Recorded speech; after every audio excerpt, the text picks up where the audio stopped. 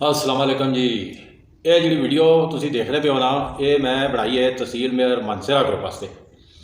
तो बनाई इस वास्ते यार, इस ग्रुप जोड़े तुसी दोस्त बैठे हो,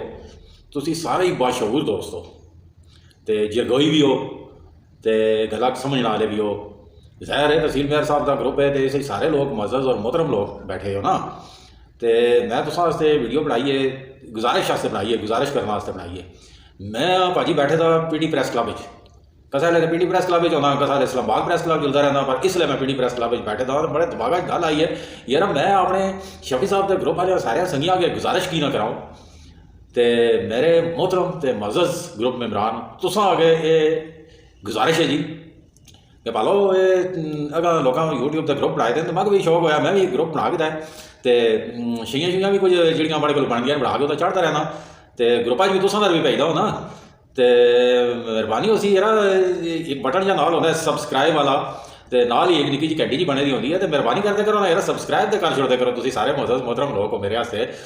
तो इतना बड़ा ग्रुप है, सैकड़े तादाद संगी बैठे दे हो इस ग्रुपा अपने एक हज़ारे के भराऊ थोड़ा जहा यार इं आप कर छोड़ो, घंटी भी दबा छोड़ो, सबसक्राइब वाला बटन भी दबा छोड़ो, तो साथ किसी नहीं जुलना लगे, बड़ा फायदा हो जुलसी। तो यह गुजारिश सी,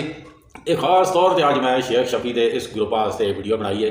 तो बार बार तुसा अगे गुजारिश की है यार बड़े चैनल सबसक्राइब भी करो, तो ये नाल जी एक निक्की जी घंटी जी बनी दी है, इस भी दबाओ ताकि जी शै मैं अपलोड करा तुसा तक पहुँचे। तो बड़ा ख्याल है कि गुजारिश काम कर सी, तो तुसी सारे जितने भी मज़्ज़ज़ और मोहतरम दोस्त हो बड़ा ख्याल कर सो, तो इस चैनल बड़े सबसक्राइब कर सो। मैं पीढ़ियों आसा जिसले किधर तो फिर यार तुसा नाल हो सकता मुलाकात भी दोस्तों नाल होवे। तो हाँ एक गल होर भी है, ये बड़ा जो चैनल है मैं इस अपना ईमेल भी लिख छोड़सा, तो कुछ है होती करे जी जी भेजना वाली होवे ग्रुप, तो मैं दे करो मैं अपने चैनल से चढ़ता करसा 12 साढ़े 12